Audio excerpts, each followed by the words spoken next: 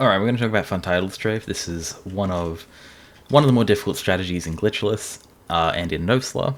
It's a bit more complicated to set up in Nosla. I will talk about that at the end, because it's like a minor detail. Okay, so Funtitled Strafe is only difficult because we have limited floor space, right? It is not that difficult to do this strafe and actually build up enough speed to make it all the way up there. The hard part is the fact that you will just very easily overshoot this surface, right? You'll hit this wall, hit this floor, and you won't be able to go through your portal. That is actually what the hard part of Funtitled Strafe is building up enough speed, but not overshooting. So, in order to not overshoot, we need to keep our average speed low, right? Because we're falling for a fixed amount of time. Distance, speed, time, they're all related. We want to minimize distance. Average speed is what we need to keep low. So, how do we keep our average speed low if we need to have a high speed at the end? Well, there's two ways. The first way, and this is the way that I use, this is the way that Sarah uses, is to basically wait and have, basically zero speed at the start, and then start your strafing a little bit later, and build up a lot of speed very quickly, right? That's going to keep your average speed low, but it's going to get your maximum speed high towards the end, and that's going to be enough to make it work. All right, so that looks something like this, right? Like that. The other option is to try and build up speed slow enough that your average speed doesn't reach that point. So this is what Sidious does. It looks way smoother. Right, it looks something like that. I am not at all consistent with that method because I haven't practiced it that much, but I managed to get it first try there, which is awesome.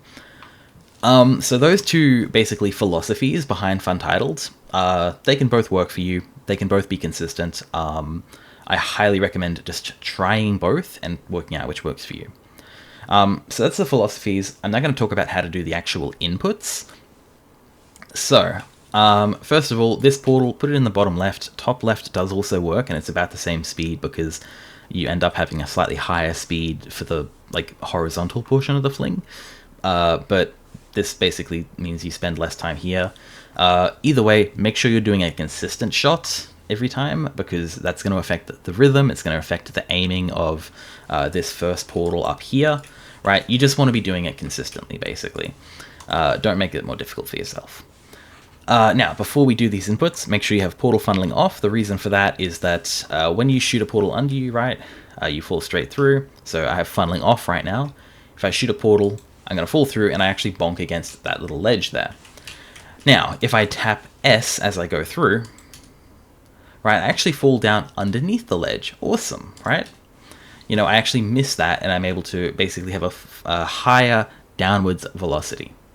Now, if I turn portal funneling on, right, and do the same thing where I don't tap S, right, I bonk against that. That's what we expect. But if I tap S, right, I still bonk on it, right? So portal funneling can actually cancel out the S tap. In order to get around that, you actually just have to hold S for longer, but it's more precise for literally no reason. So just turn portal funneling off. There's no point in having it on. It just makes it more difficult to do the trick. So yeah, when we're going to do Funtitled, right, portal there, we're going to be down here. We're going to tap S in order to get that downwards speed boost, but then we're immediately going to start holding right. So we're strafing left, but again, the difficult part is that we don't have that much room. So in order to give ourselves a little bit more room, we're going to move away from that wall before we start strafing towards it. So shoot the portal and then tap S and hold D for just a brief moment.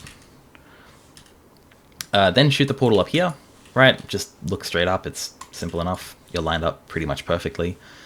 And then, depending on which philosophy you're going with, the rest then differs.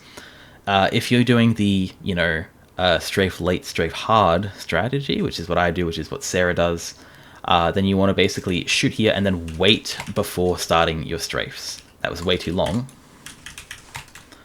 Right, but you basically want to do that, then do a strafe to the left, then start doing your hard strafes. Right, so that is that way. If you're doing the smooth approach, then you will probably want to start strafing quite a lot earlier, because you need to get more strafes in, or enough strafes in. Yeah, again, I'm not very good at that method. Don't take my advice super seriously for that one. Definitely do take it seriously for the method that I use, because I'm very good at that method. So yeah, those are the two methods of doing fun titles.